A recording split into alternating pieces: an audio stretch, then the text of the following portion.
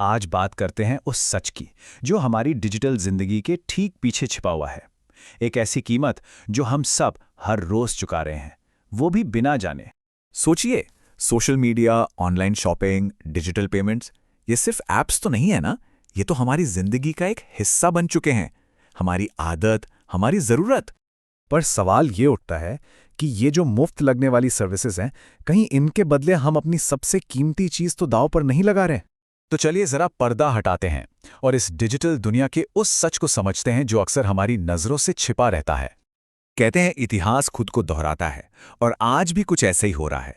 देखिए, जैसे पुराने जमाने में ताकतवर देश कमजोर देशों पर कब्जा करते थे, जमीन के लिए, सोने चांदी, तेल के लिए। आज वही काम बड़ी बड़ी टेक कंपनियां कर रही हैं। बस फर्क इतना है कि वो कब्जा कर रही हैं हमारे पर्सनल डेटा पर।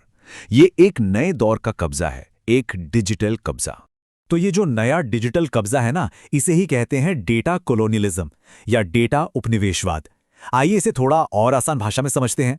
बहुत सीधे शब्दों में इसका मतलब ये है कि बड़ी कंपनियां हमारे डेटा को ऐसे निकाल रही हैं जैसे वो कोई प्राकृतिक संसाधन हो। हमारा हर एक क्लिक, हर लाइक, हर सर्च उनके लिए सोना, तेल या जमीन से कम नहीं है। और इस नए डिजिटल साम्राज्य के राजा कौन हैं? अरे ये तो वो नाम है जिन्हें हम दिन रात इस्तेमाल करते हैं। गूगल, मेटा यानी Facebook, Instagram, WhatsApp, Amazon, Microsoft, Apple. आज दुनिया का सबसे ज्यादा डेटा इन्हीं के कंट्रोल में है। अब शायद मन में ये सवाल आए कि आखिर हमारे डेटा में ऐसा क्या खास है। सच तो ये है कि हमारा डेटा 21वीं सदी का सबसे कीमती खजाना है। देखिए, हर दिन पूरी दुनिया में 2.5 क्विंटिलियन बाइट्स डेटा जनरेट होता है। ये इतना बड़ा नंबर है कि इसके आगे 18 जीरो लगते हैं। अंदाजा लगाना भी मुश्किल है। हर एक मिनट में गूगल पर 63 लाख से ज्यादा चीजें सर्च की जाती हैं, और हर रोज सिर्फ फेसबुक पर करीब करीब 35 करोड़ तस्वीरें अपलोड होती हैं। ये सब सिर्फ डेटा है, हमारा और आपका डेटा। तो सवाल ये है कि ये कंपनियां इतने सारे डेटा का करती क्या है?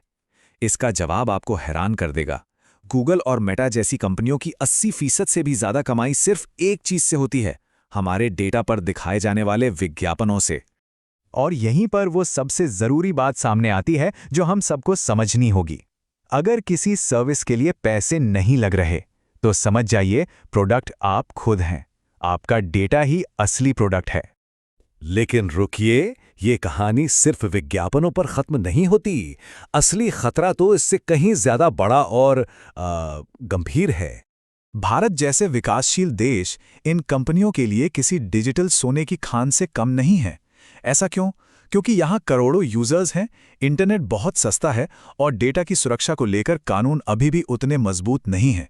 ये सब उनके लिए एक परफेक्ट माहौल बनाता है। इसका सबसे खतरनाक उदाहरण है कैम्ब्रिज एनालिटिका स्कैंडल, एक ऐसी घटना जिसने पूरी दुनिया को हिलाकर रख दिया था। इस स्कैंडल में क्या हुआ?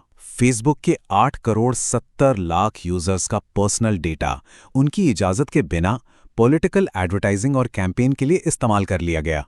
और सोचिए, इस डेटा से सिर्फ विज्ञापन नहीं दिखाए गए, इसका इस्तेमाल हुआ चुनावों के नतीजों को प्रभावित करने के लिए, समाज में फेक न्यूज फैलाने के लिए और लोगों की सोच को कंट्रोल करने के लिए। ये घटना साफ बताती है कि डेटा सिर्फ जानकारी नहीं है, ये ताकत है। तो अब सवाल ये उठता है कि क्या हम इस डिजिटल गुलामी से कभी आजाद हो सकते हैं? जवाब है हाँ, बिल्कुल हो सकते हैं। उम्मीद अभी बाकी है। इसके लिए हम सबको मिलकर कुछ ठोस कदम उठाने होंगे। सरकार को सख्त डेटा प्रोटेक्शन कानून बनाने होंगे और उन्हें लागू भी करना होगा। ये तय करना होगा कि भारतीयों का डेटा भारत में ही स्टोर हो। और सबसे जरूरी बात, हम सबको ये समझना होगा कि कोई भी फ्री ऐप असल में फ्री नहीं है। तो इस पूरी बातचीत का सार क्या है? अगली बार जब भी कोई फ्री ऐप या सर्विस इस्तेमाल करें, तो बस एक बात याद रखिएगा कि हम उसकी कीमत चुका रहे हैं अपने पर्सनल डेटा से। तो जाते जाते बस एक सवाल, क्या अब भी हम अपने पर्सनल डेटा को सिर्फ एक मामूली जानकारी समझें, या ये मान ले कि ये वो नया डिजिटल सोना है जिस पे कब्जा करने की लड़ाई अब पूरी दुनिया में शुरू हो चुकी है? इस पर सोचिएगा जरूर।